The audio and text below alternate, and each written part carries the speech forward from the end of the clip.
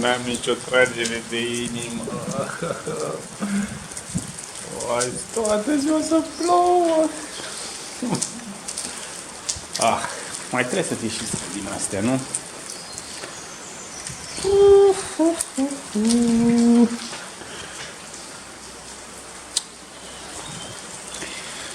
Ce să faci?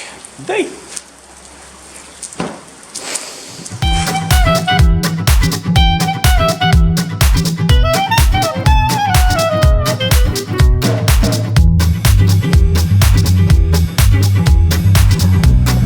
Băi, ce-a turnat! Continuare cerului. Foarte bine că s-a oprit. Hai înainte. Soare, nu fi timid! Ieși! Ieși! Nu! Nu te piti! Să fie mor de vânt, să fie giganți! Nu mai plouă, nu mai plouă! Cânta cucu. Nu se mai aude. Cucul bată fitele, sună cucovina. Mă impresionează căsuțele astea de piatră și totodată acoperișul. Ia uitați. Un pic în alberghe. Dar mai sunt vreo kilometri până la următorul orășel, așa că profit de vremea așa zis frumoasă. A fost tot până și sunt, până la chiloți. Mai e și soarele. Din nou. Până înainte, iar soare frumos și după aia a dat un pic de gri. Sper ca mâine să fie ok. Alberghe de peregrinos din Castroverde. În schimb, nici măcar să campez nu m-am lăsat. Văd oameni și oameni. Câteodată ai niște oameni de pus la inimă. Altădată. Deci, dacă vreau să campez lângă, să plătesc. Bine. Dacă aș plăti, aș sta înăuntru. Bine. Se găsește, domnule. Soare, da, norii ăștia. Tan-tana. Așa că, verdeața asta îmi surâde. Cortul meu până acum prinde bine la ploaie. Așa că, hai să găsim un alt. Ta-da-dam! Mă zic un pic, dar cortul e gata. Norilor, dacă nu știi ce face, nu poliție. Eu nu mă supăr. I-am pus și rufele la uscat. I-am cumpărat și o berică, mă rog, un radler. Să fac o cină cât de curând.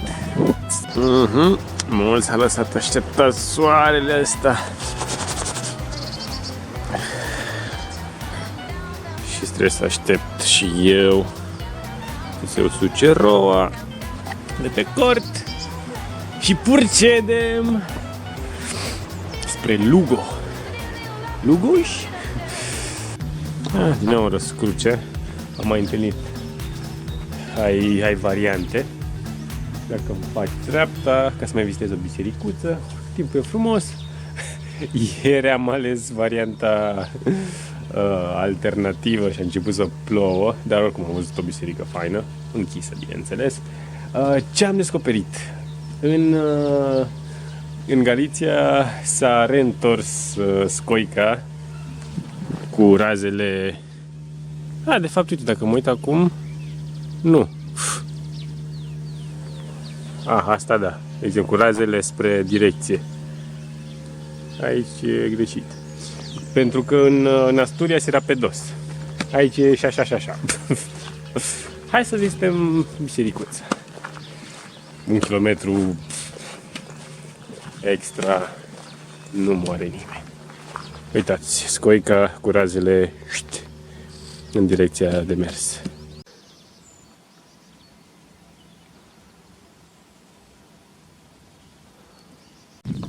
O găină și un fazan.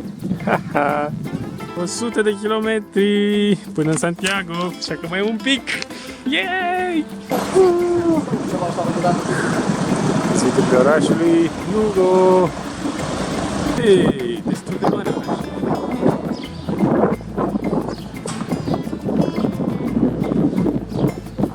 Câta mai catedrala. Practic după Oviedo, Lugo e cel mai mare oraș până în Santiago. Pregătirile pentru Semana Santa.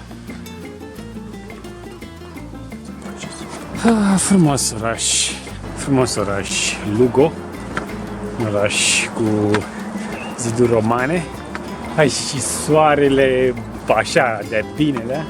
Să găsesc un loc de cort, poate ajung chiar în următorul oraș și să fac un pipi. Am mers azi, aproape mă prinde noapte, e aproape 9.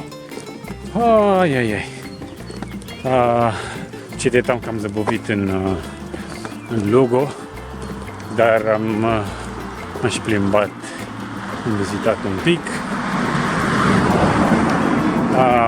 Am stat în catedrală să-mi încarc telefonul și camera. Am căutat un supermarket care nu era în direcția drumului lui Iacob, Camino de Santiago. Așa că sunt cam obosit. Dar piciorușele astea mă mai țin. Așa vreo 2 km sau mai puțin până în San Roman. Unde sper să mă las să campez acolo lângă alberghe. Ok, parochia de Retorta San Roman. Ar trebui să fiu aproape, San Roman se numește. Mamă, da. Pute aici. Probabil au împrăștea pe aici pipi și caca din ala ca îngrășământ. Bună dimineața! Sunt în San Roman. Ce tare că am trecut. A fost un oraș pe care se chema Deva. Am trecut prin Lugo și acum sunt în Roman. Și ce mai tare, am campat aici, m-a lăsat foarte tare tipul care se ocupă de alberghe. M-a lăsat să campez fix lângă alberghe și a fost prima dată când am avut Wi-Fi în cort. Asta e alberghe. Micuț, drăguț. Am profitat și de duș. Și bă, nu înțeleg cum unii am auzit pe la era 6 când plecau, nici păsărelele nu cântau și nu erau sculate. Mă rog, fiecare cu programul lui. Aproape 8 și ce bine, cortul nici ne aud. Și azi o să fie de asemenea zi lungă. 3 oițe, se tinde o pisică. Și pisica pleacă. Și lasă oițele. Asta e mașina cu pipi, asta e mașina cu caca. Reîntâlnirea cu giganții, uriașii, morile de vânt și cu un soi de munte. Ce de lume, ce de lume.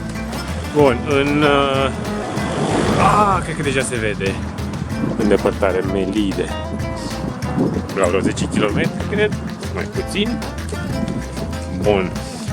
Acolo se vor întâlni Camino francez, Camino del Norte și Camino Primitivo.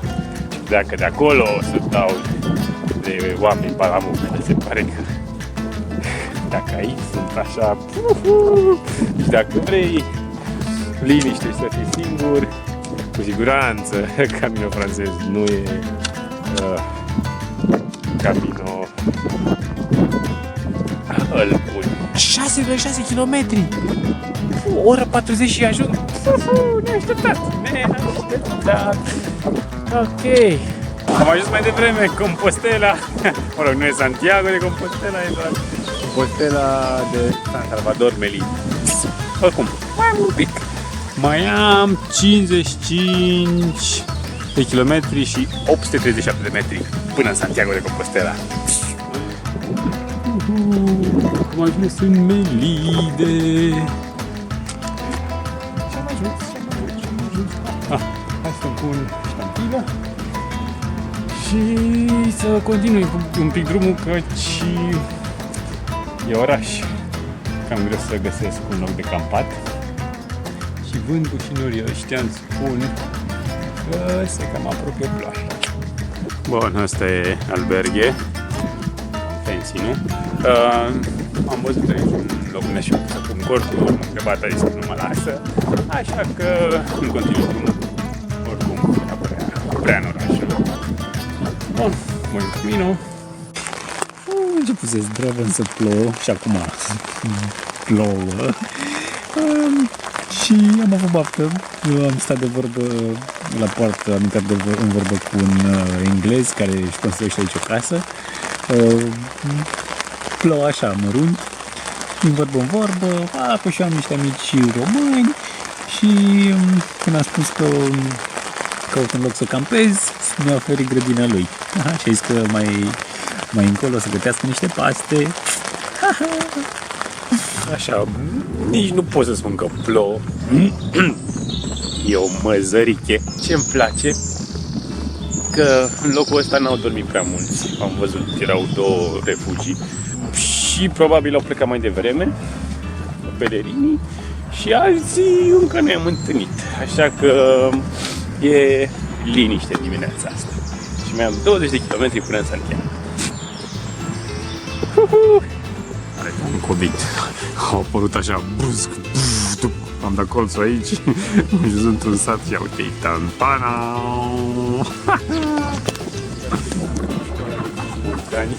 Și mergeam așa un weekend cu toții pe munte. Așa un câr de mai mulți indivizi. Monom.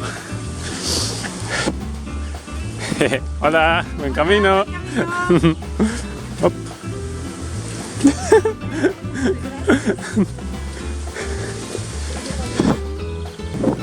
Aproape am ajuns în oraș. Mai sunt vreo 5 km până la catedrală. Mult a fost, puțin a rămas. Santiago! Acum un an și un pic eram în Santiago de Chile. Acum am ajuns în Santiago de Compostela. În cele din urmă. Hai și soarele, uite, m-a așteptat pe mine. Și ce e fain, fix acum o lună, deci pe 19 martie am început pelerinajul El Camino din Hendaya, din Franța, Irun, apoi în țara Bașilor, în Spania. Și acum e 19 aprilie. La un moment dat calculasem că aș ajunge fix de ziua de Paște, în 2 zile, dar uite, am ajuns mai devreme decât m-aș fi așteptat. Hai la catedrală! Ia că am ajuns! Face catedrala!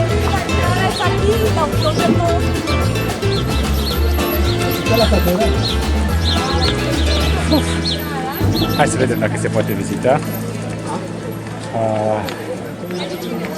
Aici sunt, aici îngropat în Santiago de Compostela, Iacob, Santiago în spaniol înseamnă Iacob, Apostolul Iacob, cel mare. Să vedem o figură de la Pupa Moaște, ca la noi.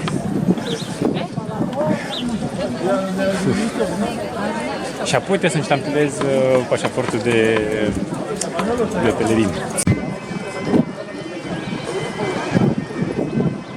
Aha, intrarea cred că e pe acolo.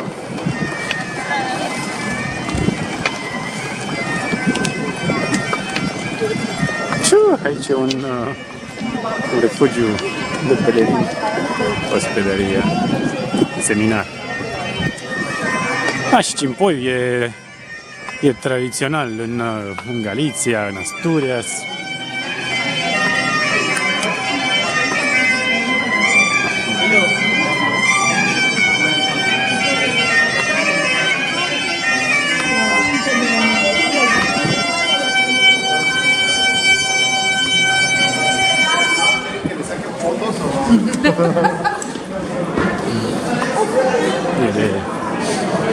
El e domnul Cimpoieru.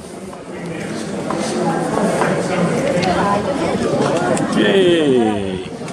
Bun, aici e de fapt vederea, wow, de catedrală. Stați fără mai bine. Aici pot spune, într-adevăr, am ajuns în Santiago. E plin de pelerini cu bicicletele, mă rog, cu cai nu-i văd. Mai obosiți, mai veseli. Gata, cu toții am reușit. Am reușit.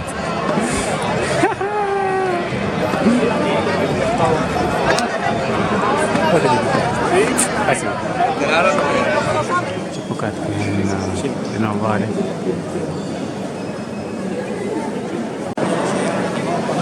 E o coadă incredibilă să stă așa în zigzag.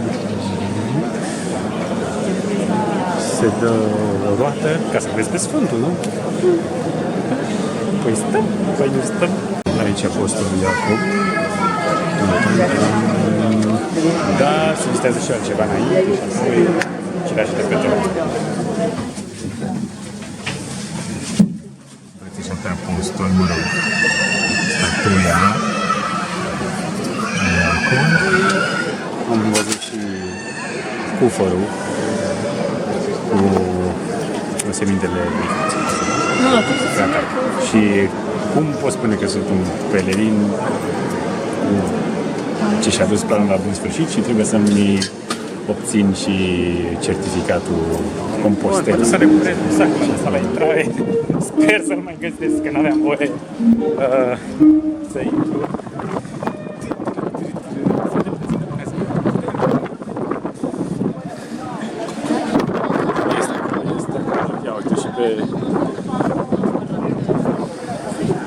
Hai să obținem Compostela! Dovada că am făcut vreo 800 de kilometri pe jos. Unde să fie, unde să fie. Suntem în Sfântul de Pellegrino. La pe aici. O altă coadă, cam, nu știu cât am stat, o oră, la fel ca la catedrală. Iar în curând o să ajung în față și o să-mi iau Compostela. Așa că am șantiul de aici.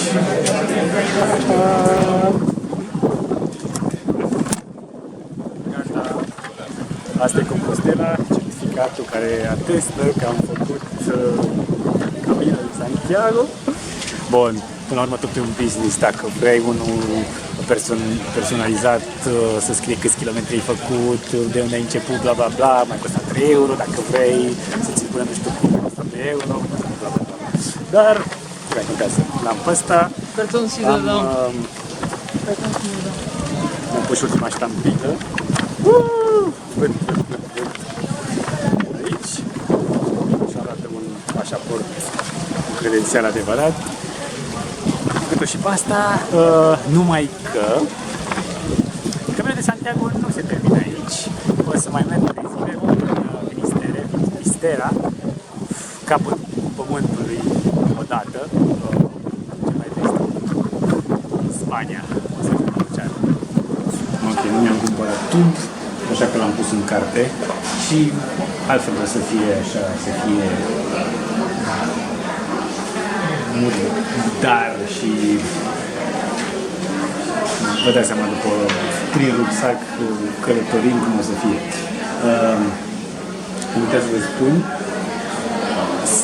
se scrie numele aici și se pune numele în latină, așa că echivalentul meu, mă rog, terminația, pune Bogdan Veselovski. Tan-ta-dam! Deci am făcut.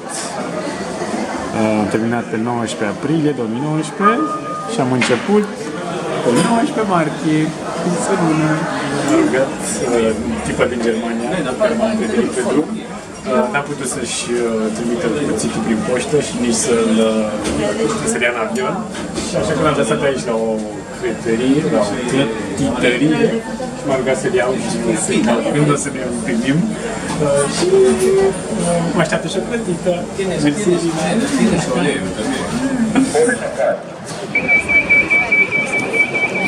Ați auzit? Spune numele străzii și apoi puteți traversa.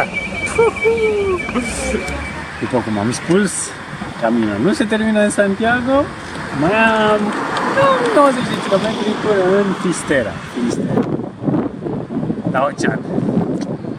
Acum se este Santiago să caut un loc de port și mâine pornesc. În 3 zile ajung.